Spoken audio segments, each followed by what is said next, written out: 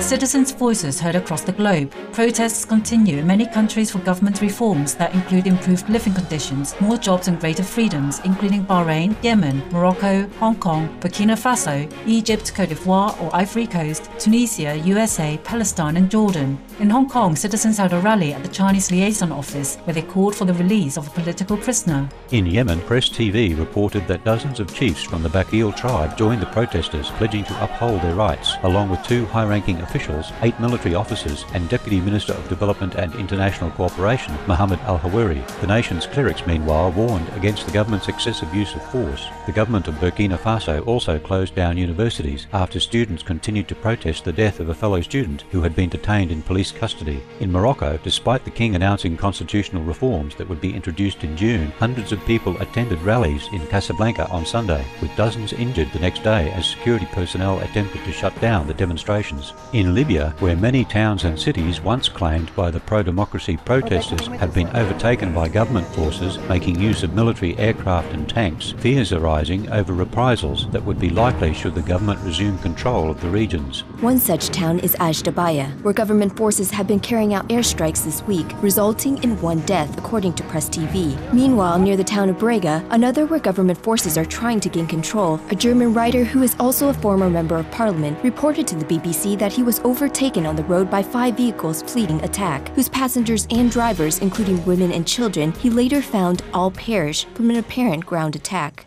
The writer stated that his own vehicle came under attack as well, leading to the death of his driver, after which he and other passengers walked across the desert for 7 hours to reach safety. While the US and Lebanon have joined in support of the Arab League's no-fly zone proposal, countries like Russia continue to consider such an option. Meanwhile, the UN Human Rights Office has called for the international community to act quickly in protecting civilians from harm, as government forces, which are being investigated by the International Criminal Court for crimes against humanity, continue to advance against the protesters. Recent humanitarian gestures to aid the Libyan people and fleeing refugees include a joint mission organized by the United Arab Emirates and Turkey, with 2 ships delivering $4 million in assistance to Benghazi, with a mobile bakery capable of producing 10,000 loaves of bread per day. The United Arab Emirates has also sent medical equipment to assist those crossing the border into Tunisia. In Bahrain, following 3 weeks of peaceful protests by pro-democracy demonstrators that have been met by government violence and the arrival of military forces and police from Saudi Arabia and the United Arab Emirates, at the request of the Bahraini government, King Hamad bin Isa Al Khalifa declared a 3-month state of martial law in which the nation's security forces have been authorized to exercise levels of force they deem necessary.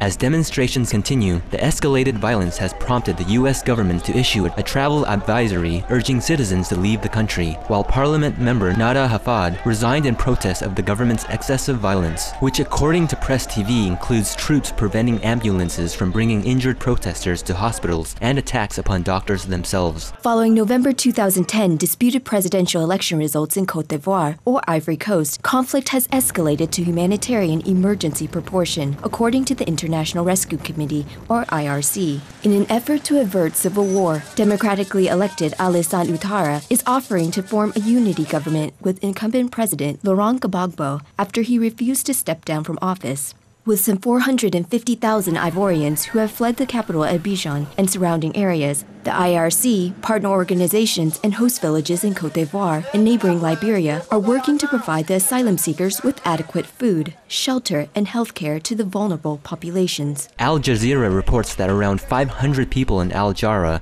and other cities in Kuwait marching peacefully in repeated calls for citizenship were dispersed with tear gas by police. These demonstrations followed ones the previous month when around 100,000 stateless people had sat in protest for 3 consecutive days, stopping only after receiving assurances from the government that their demands would be met. However, the parliament later refused to debate a proposed bill that would have granted the stateless civil rights. Among the countries making progress in addressing citizens' needs is Egypt, where the Ministry of Labour announced the new laws on labour rights that would soon be put in place, as well as unemployment aid and a minimum wage. Also in Mozambique, the government increased food budgets and fuel subsidies. In addition, Jordan announced a 53-member National Dialogue Committee to discuss reforms, while China affirmed plans for gradual political change. In in response to protesters who have been demanding an end to corruption, as well as improvements in their economic situation and greater political representation, Omani Sultan Qaboos bin Said has made a number of concessions, including replacement of the Chief of Police and a decree granting the formerly powerless Oman Council both legislative and regulative powers.